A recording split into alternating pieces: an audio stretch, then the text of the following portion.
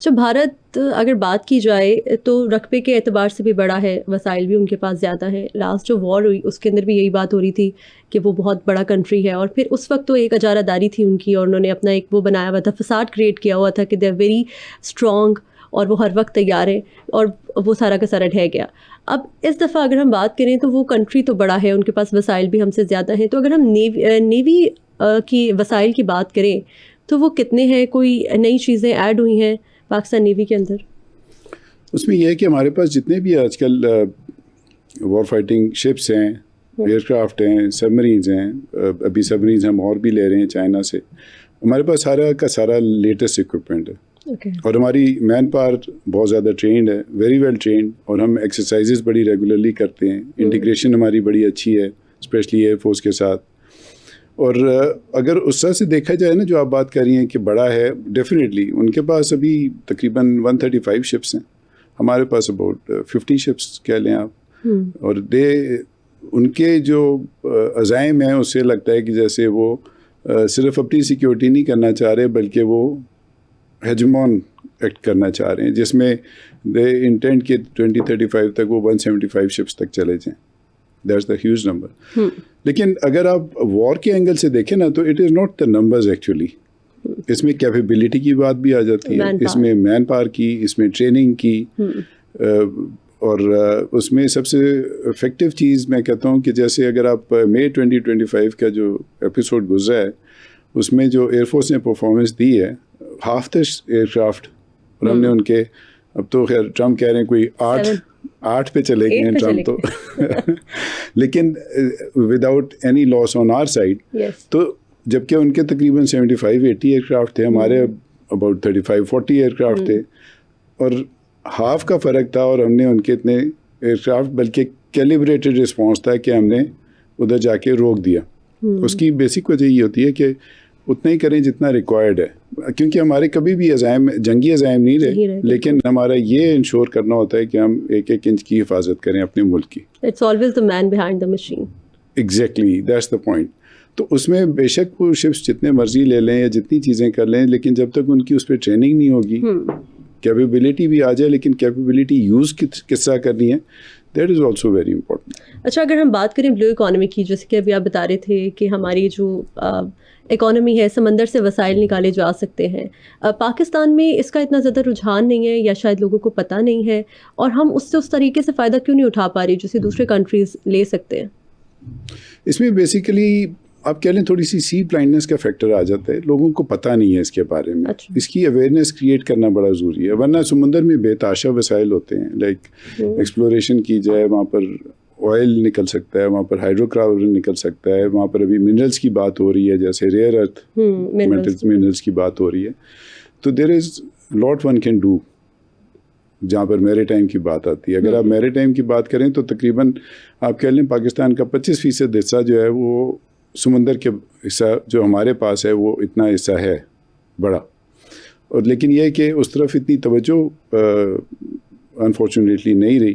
لیکن اگر اس میں آپ دیکھیں تو فشریز میں بڑا اسکوپ ہے، فش کیچ میں، پھر اس کے بعد ہمارا ٹورزم کا بہت ہے.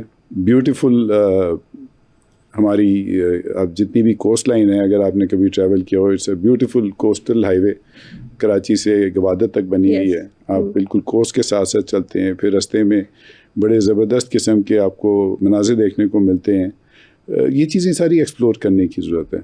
وہاں پر ابھی کام کی ضرورت، کام کی بہت زیادہ ضرورت ہے. یعنی ٹورزم کو وہاں پر ایکسپینڈ کیا جا سکتا ہے. سارے لوگ جب بھی چھٹیاں ہوتی ہیں وہ کہتے ہیں ناردرن ایریا جایا جائے، لیکن وہ سارا سال کھلا ہوتا ہے coastal area, pristine beaches, beautiful areas. Ormara چلے جائیں، گوادر چلے جائیں، اس میں بہت ساری جگہیں آتی ہیں جہاں پر آپ کو مین میڈ نہیں بلکہ نیچرل آپ کو اس طرح کے ڈونس ملتے ہیں جو لگتا ہے جیسے کسی نے کارف کیے ہوئے ہوں، سفنکس کی طرح. سی سائڈ ٹورزم جو ہے اس کو کس طریقے سے پروموٹ کیا جا سکتا ہے پاکستان کے اندر؟ اس میں ابھی گریجولی شروع ہوا ہے تھوڑا کام. جیسے وہاں پر ابھی ریزورٹس بننے شروع ہوئے ہیں اور لوگوں کا ابھی ٹریولنگ اس سائڈ پہ ہوئی ہے شروع. لیکن اس میں بہت زیادہ ابھی پوٹینشیل ہے کہ لوگ انویسٹمنٹ کر سکتے ہیں کہ وہاں پر کوسٹل ٹورزم میں جیسے سی ریزورٹس بنائے جا سکتے ہیں، بیچ ریزورٹس بنائے جا سکتے ہیں all along the coast. So is it safe? It is safe. کوئی مسئلہ نہیں ہے. فار اے لے مین. جی بالکل, لوگ جاتے ہیں, اٹس ویری ویری نارمل. وہ ایک بنا ہوا ہے نا دماغ کے اندر کہ کچھ خاص ایریاز ہیں جہاں تک پاکستان میں لوگ ٹریول کرتے ہیں, اس کے بعد وہ سوچتے ہیں کہ یار پتہ نہیں ادھر جائیں نہ جائیں, پتہ نہیں ہم وہاں رک سکیں گے یا وہاں پر ہمیں ہوٹلز ملیں گے یا نہیں ملیں گے, نائٹ اسٹے ہو سکتا ہے نہیں ہو سکتا. نہیں, اب تو یہ فیسلٹیز کافی آ گئی ہیں. گرمارا میں بھی ہیں, گوادر میں بھی ہیں. گوادر میں ایون پی سی بنا ہوا ہے, یعنی there are so many places in between also. اچھا, گوادر کے علاوہ بھی جا سکتا ہے. گوادر کے علاوہ بھی کیا کوئی ایسی پورٹس ہیں جو کہ پائپ لائن میں ہوں یا جو پاکستان اسی طریقے سے جیسے گوادر سے فائدہ اٹھایا جا رہا ہے ایسے ان سے اٹھایا جا سکے پاکستان میں؟ پوٹینشیل ہے یہاں پر, پسنی کا ہے اور جگہوں کا ہے جہاں پر ہم بنا سکتے ہیں پورٹس, لیکن یہ ہے کہ with the passage of time اس میں ٹائم لگے گا, لیکن انشاءاللہ ڈیولپ ہوں گی. اچھا, آپ کے پرسنل ایکسپیرینسز کی اگر بات کریں تو آپ نے اتنا عرصہ سرو کیا ہے نیوی میں. جی بالکل. How was your experience, how did you start, اور اب جب آپ اپنی سروس کو ختم کر چکے ہیں so how is it going? میں نے جب جوائن کی تھی سروس تو اس میں بیسیکلی شپس بڑا فیسینیٹ کرتے تھے, سمندر بڑا فیسینیٹ کرتا تھا, کبھی دیکھا ہوا نہیں تھا ایون ان اسلام آباد.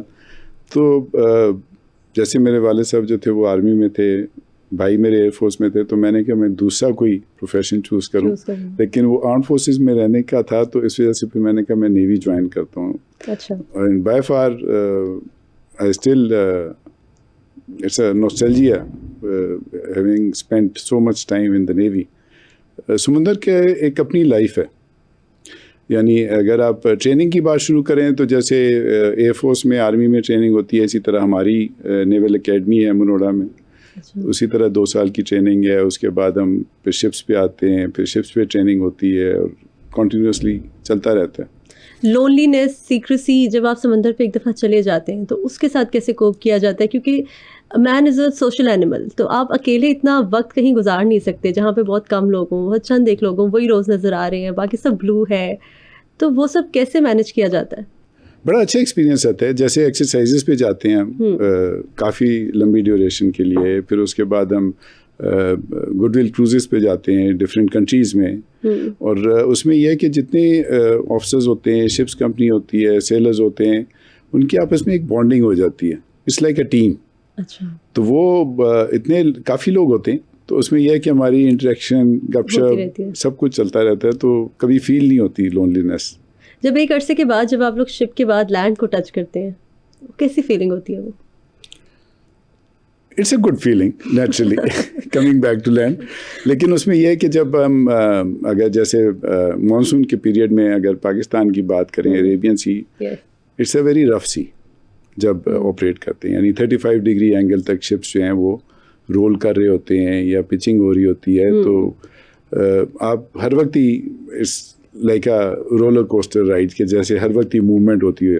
جو آپ نے بات کی نا کہ جب لینڈ پہ آتے ہیں تو لینڈ پہ آتے ہیں تو ایک آدھ دن تک نا لینڈ بھی اسی طرح ہی ہل رہا ہوتا ہے جیسے شپ ہل رہا ہوتا ہے. اچھا. یعنی آپ کو سیٹل ہونے میں بھی ایک آدھ دن, یعنی زمین ہلتی بھی لگ رہی ہوتی ہے جب آپ واک کریں تو بالکل محسوس ہو رہا ہوتا ہے, کیونکہ اتنے دن آپ شپ پہ جب گزار لیتے ہیں تو وہی آپ کا ایک سائیکی بنی ہوتی ہے, ایک سائیکولوجیکل افیکٹ ہوتا ہے کہ آپ اسی طرح ہی چل رہے ہوتے ہیں جیسے شپ پہ چل رہے ہوتے ہیں.